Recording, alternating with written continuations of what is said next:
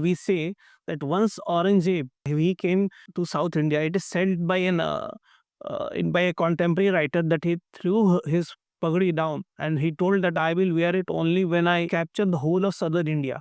But that did not happen. And like Raja Ram, he was not a very fierce warrior like Sambhaji, very clever or like very physically fit person.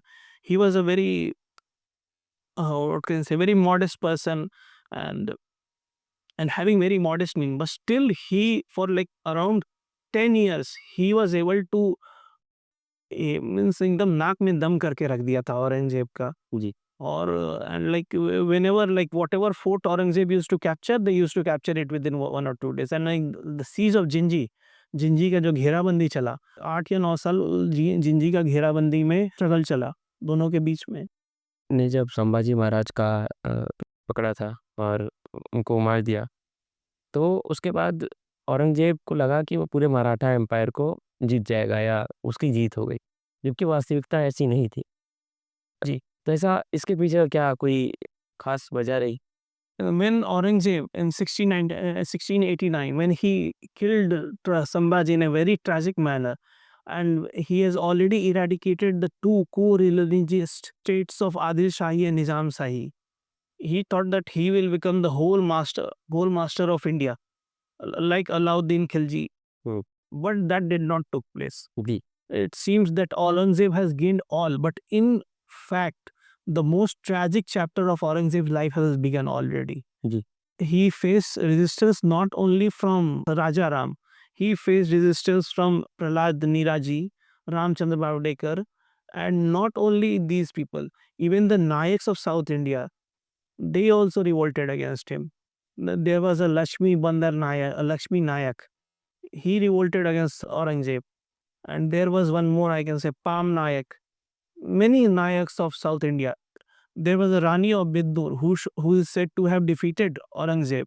The most tragic or most saddest part of Aurangzeb's life is his last 10 years. Hmm. There was like disorder in the empire, Marathas established tax system. They were not just the what can say individual freedom fighters. They established rule over different regions also.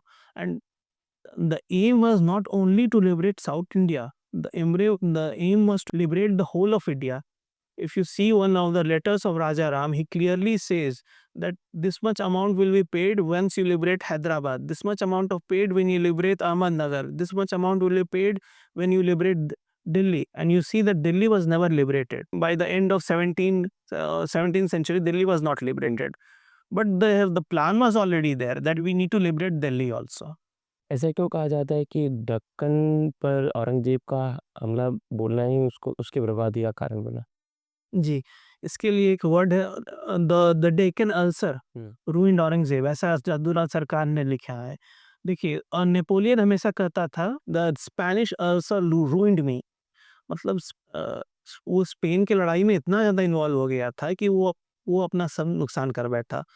तो औरंगज़ेब भी करीब 10 साल साउ south के campaign में involve रहा और north Indian reason का नाश कर दिया। नॉर्थ इंडियन ज़मींदार जो है वहाँ जो जजिया कलेक्ट करने आता था उसका दाढ़ी नोच लेते थे और वहाँ के मुगल गवर्नर्स को भगाया गया। और तो कहा जाता है कि बहुत से मुगल गवर्नर एक्सटॉर्शन मनी देने लगे थे, बहुत से ज़मींदारों को, हिंदू राजाओं को।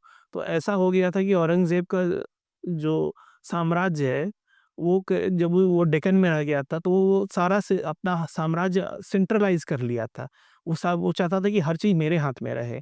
वो चाहता था, वो जानता था कि वो जैसे वो अपने भाई को मर्डर किया, वैसे ही उसके लड़के भी वही करेंगे। तो उसके साम्राज्य में भाइयों के भी बाद में लड़ाई भी हुआ और ऐसे भी साम्राज्य का आर्थिक बहुत नुकसान हुआ था। नॉर्थ जहाँ मालवा से, बिहार से, बंगाल से जहाँ से बहुत-बहुत पैसा आता था, वो थोड़ा-सा कम हो गया। उतना पैसा नहीं आता था जितना कि एक्सपेक्टेड था और जितना चलाने के लिए काफ़ी था। डोडरी की लड़ाई के दौरान क्या हुआ था? डोडरी करके एक कर्नाटका में एक जगह है, वहाँ 1696 में एक वॉर हुआ था संताजी घोड़पड़े और मुगल्स के बीच में। तो इसमें कासिम खान जो सीरा का गवर्नर था, वो वो इतना ज़्यादा ह्यूमिलिएट हो गया था, he was so much humiliated in that battle that he committed a suicide. और and also Khanzad Khan, he was kidnapped and like he has to beg for his release, and he paid a huge amount like 20 lakhs. And the thing was, and I'll tell you one scenario that he sent one captain of his एक आदमी को वो भेजा, और वो आदमी बोला कि उससे संता जी रैंसम मांगे कि मेरे को 2 लाख दे दो। तो वो बोलता है कि क्या कर रहे हो यार, 2 लाख मांग रहे हो उससे आदमी से, ये एकदम इतना बड़ा मुगल सरदार है, इससे तो कम से कम तुम 20 लाख निकाल सकते हो। तो वो क्या कहते हैं, संता जी बोले कि हाँ ठीक है, सोचो। उनके वो सोच नहीं सकते थे कि कैसे कैसे लोगों से मेरा सामना हो रहा है। इस आदमी से हम 20 लाख निकाल सकते हैं, और वो 2 लाख सोच मान के बैठे हुए थे कि नहीं, इससे हम 2 लाख में ही संतुष्ट हो जाएंगे। लेकिन ऐसे ऐसे लोगों को वहाँ पे कैप्चर किया गया था। लेकिन आप देखिएगा, दुदरी की लड़ाई जो है, उसको कहीं भी मराठास ने लिखा नहीं है, उसको सिर्फ 1-2 लाइन में लिख दिया है, उसको कहीं नोट नहीं किया। जबकि वो इतना बुरा दुर्गति हुआ था मुगल्स का उस वॉर में, कि उस चीज़ को तो ग्लोरीफाई करना चाहिए। और ये काफ़ी खान और मुगल्स लिखे हैं इस चीज़ को, कि हम लोग का कैसा दुर्गति हो गया था। एकदम कहा जाता है कि ये लोग पानी और स्ट्रॉ जो होता है, वो जो घास-फूस जो होता है, वो खाते थे मुगल्स कितने दिन।